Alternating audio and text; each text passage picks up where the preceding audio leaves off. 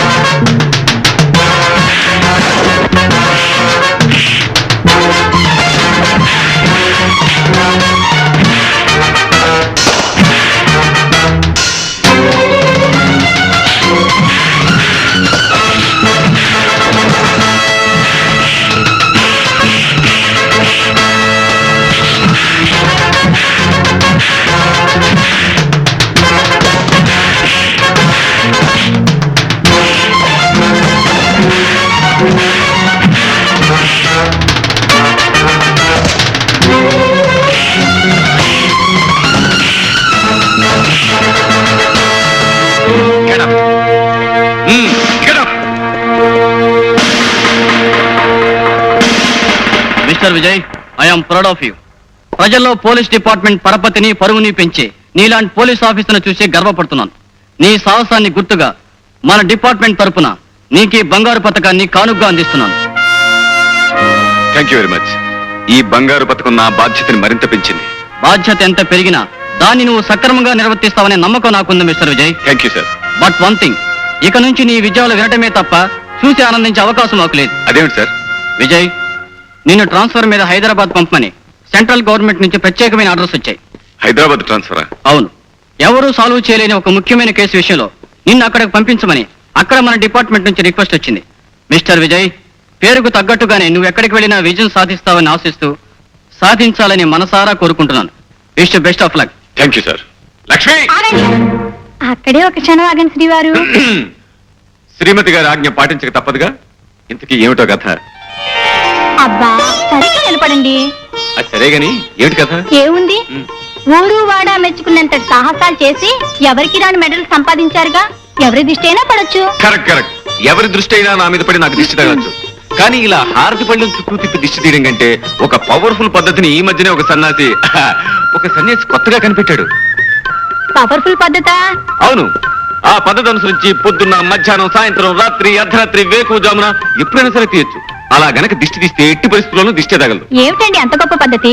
దానికి ఏం చేయాలంటారు? చెప్తాగా, పద. ఇలా కూర్చో. కూర్చున్నావుగా, ఇప్పుడు నువ్వు కళ్ళు మూసుకోవాలి. కళ్ళు మూసుకున్నావుగా. ఇప్పుడు ఏం జరిగినా సరే కళ్ళు తెరవకూడదు. ఏమిటండి, ఈ తలుపులు తెరిచా ఉన్నాయి. ఎవరు చూస్తే సంబరపడతారు. ఇంటికి వెళ్ళి రిహార్సల్ చేసుకుంటారు. వాళ్ళు వీళ్ళని బట్టి టేకులు కూడా చేసుకుంటారు. సరేగాని నేను వెళ్ళి బయట తలిపేసి వస్తాను. ఏమిటండి హడావుడి? నీకు అద్భుతమైన విషయం చెప్పాలని వచ్చాను. అసలు విషయం మర్చిపోయాను. మీకు ప్రమోషన్ మీద ట్రాన్స్ఫర్ అయింది. ఈ విషయం నేను చెప్పకుండా నీకెలా తెలిసిందబ్బా? గోల్డ్ మెడల్ బహుమతి పొందిన పోలీస్ ఆఫీసర్ పెళ్ళాన్ని ఆ మాత్రం పరిశోధన చేయలేనా? నా కోసం నువ్వు ఆఫీసుకు ఫోన్ చేసి ఉంటావు. అక్కడ ఏ ఇన్స్పెక్టర్ నీకు ఈ వార్త చెప్పుంటాడు. గొప్ప కనిపెట్టారండి. ముందు ఈ విషయం మీ చెల్లితో చెప్పండి.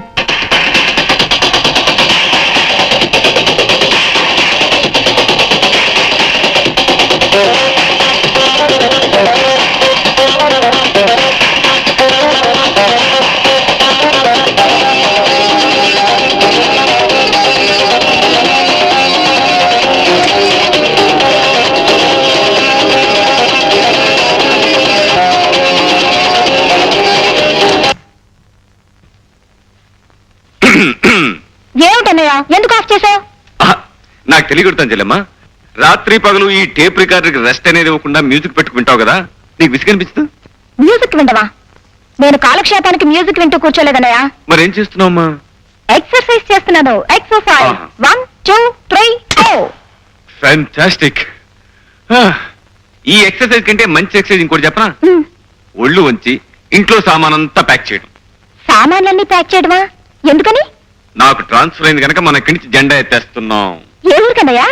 ఎక్కడికో విన్నావంటే ఎగిరి గంతేస్తాం. అబ్బా, నన్ను ఊరించుకు చెప్పు అన్నయ్యా. చెప్పు, ఎక్కడికి? హైదరాబాద్. హైదరాబాద్. వండర్ఫుల్. నిజంగా మా అన్నయ్య సో గ్రేట్. అన్నట్టన్నయ్య, ఇందాక ఉదయం చెప్పింది నీ సాహసానికి మెచ్చి నీ డిపార్ట్మెంట్ మళ్ళీ నీకు గోల్డ్ మెడల్ ఇచ్చిందటగా? Yes.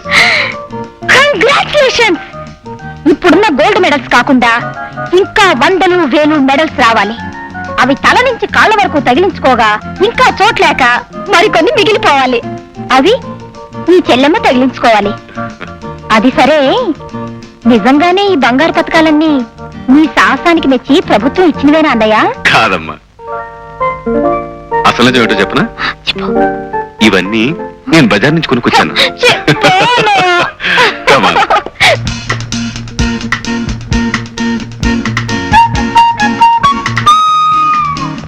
పంకజం, తీయటి నిద్రలో కనిపించే అందమైన స్వప్నం లాంటి అందగత్తె నాకు నచ్చింది. నా మనసు మెచ్చింది.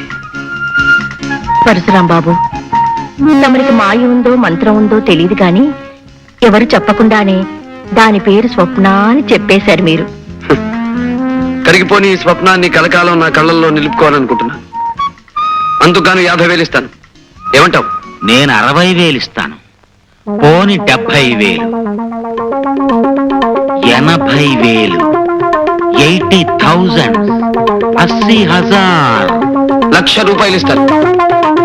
₹1,00,000? గురు, ఓ సలహా. వాడి ఈ ఊరికే పెద్ద పేరు మూసిన గోండా. వాడితో పోటీ పడితే కోటింగ్ ఇచ్చేయగలడు. ఏం పంకజం, ₹1,00,000కి బేరం కుదిరినట్టేగా? బాబు గారు, తమరు బేరం ఆడినా సరసం ఆడినా కాదని గుండె ఎవరుకుంది. మీరు సరే అంటే చాలు. సాయంత్రానికల్లా మా స్వప్నని మీ బంగ్లాకు పంపించేస్తాను. పంకజం, అందమైన కళ ఆనందమైన సమయంలో వస్తేనే అందం చందం. 4 రోజుల్లో రాబోయే నా పుట్టినరోజు నాటికి స్వప్న నా కానుకగా అందాలి. Um? Mister Vijay. Yes sir. ఇది పరశురాముకు సంబంధించిన ఫైల్. సాక్ష్యాలు లేకుండా అతని మీద బనాయించిన కేసుల గురించి, ఆధారాలు లేకుండా అతని మీద ఇచ్చిన రిపోర్ట్ల గురించి, రుజువులు లేకుండా అతను చేసిన పనుల గురించి ఇందులో అన్ని వివరాలు ఉన్నాయి. Okay sir. నీ ఉద్యోగాన్ని, నీ కర్తవ్యాన్ని, నీ బాధ్యతను దృష్టిలో ఉంచుకొని సాక్ష్యాధారాలతో అతన్ని అరెస్ట్ చేస్తామని ఆశిస్తున్నాను. ఈ బాధ్యత నిర్వర్తించడంలో అవసరమైతే నా ప్రాణాలు సైతం లెక్క చేయనని ప్రమాణం చేస్తున్నాను sir. Best of thank you sir.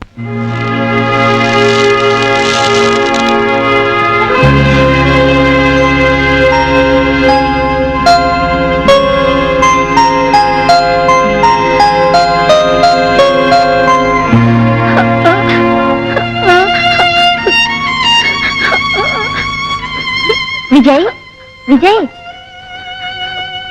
నువ్వు స్కూల్కి వెళ్ళొచ్చురా. ఫీజు కట్టకపోతే స్కూల్కి ఎలా రానిస్తారా? విజయ్, నీ ఫీజు కట్టేశాను రా.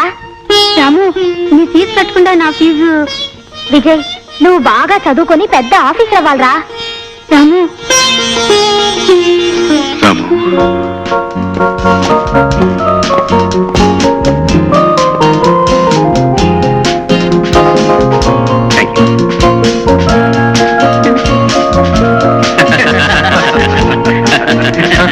అదండి విషయం. విజయ్,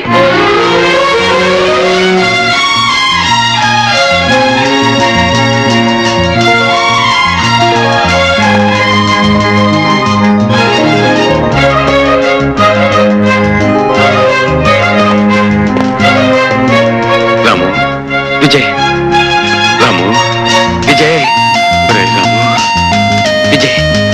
రాము.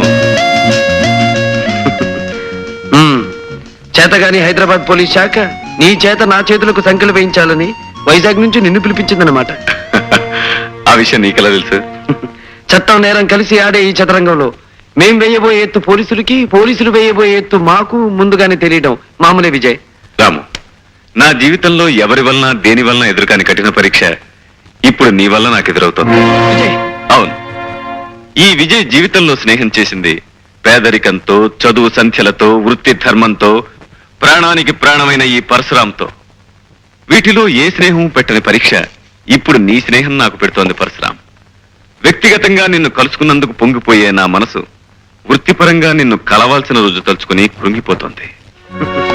మై డియర్ విజయ్, ఊహించని మలుపులు తిరగడమే జీవితానికి ఉన్న ప్రత్యేకత. అందుకే అనుకుని విధంగా నువ్వు న్యాయం తరఫున మనిషి అయ్యావు, నేను నేరం తరఫున మనిషినయ్యాను. రాము, ఎందుకు ఎందుకు నువ్వు అలాంటి దారిలో అడుగు పెట్టావు? విధి, పరిస్థితులు, పాపిష్టి మనుషులు కలిసి పగబట్టినప్పుడు మనిషి తప్పనిసరిగా తప్పటడుగు వేయాల్సిన పరిస్థితి వస్తుంది. అలా ఒకసారి వేసిన అడుగు అతన్ని సంఘం నుంచి, చట్టం నుంచి, ఆత్మీయుల నుంచి, అనుబంధం నుంచి దూరంగా తీసుకువెళ్ళిపోతుంది. పద్మవ్యూహంలో అడుగు పెట్టిన అభిమన్యుడిలా పోరాటం తప్ప వెనక్కి వచ్చే అవకాశమే నాకు లేదు విజయ్. రాము, నువ్వు వెళ్లే దారిలో నువ్వు చేరే గమ్యం ఏమిటో నీకు తెలుసా? ఈ కత్తుల బాటలోకి అడుగు పెట్టిన రోజునే తెలుసు, సంఖ్యలు, చెరసాల నా కోసం ఎదురు చూస్తూ ఉంటాయని. అంతేకాదు, నీకు ఆ సంఖ్యలు వేయాల్సిన వాడిని నేనే కావచ్చు.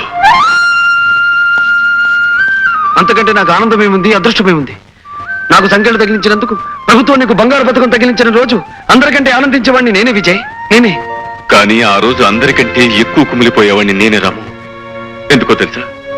పసితనంలో నాకంటే చిన్నవాడివైన నువ్వు బరువులు మోసి, బళ్ళు తోసి, రూపాయి పోగు చేసి నా పరీక్షలకు ఫీజు కట్టి నన్ను చదివించావు. ఆనాటి నీ కష్టమే ఈ రోజు నా కాకి యూనిఫామ్ కట్టబెట్టింది.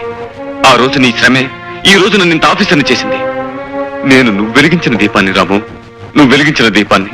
అందుకే నీ మీద నాకు స్వాతంత్రం ఉందని నమ్ముతూ నిన్ను ఒక మాట అడుగుతా విజయ్. అదేమిటో తెలుసా? నా కష్టంతో నీకు కానుకగా అందించిన వృత్తికి, ఉద్యోగానికి ఏనాడు నువ్వు అన్యాయం చేయకూడదు. అంతేకాదు, ఏ సమస్య వచ్చినా, ఏ పరీక్ష వచ్చినా నీ బాధ్యతను నువ్వు నిర్వర్తించాలి. అలానే నాకు మాటి విజయ్, మాటి. తప్పకుండా నీకిచ్చిన ఈ మాట నిలబెట్టుకుంటాను. నీ తొలి చూపులోనే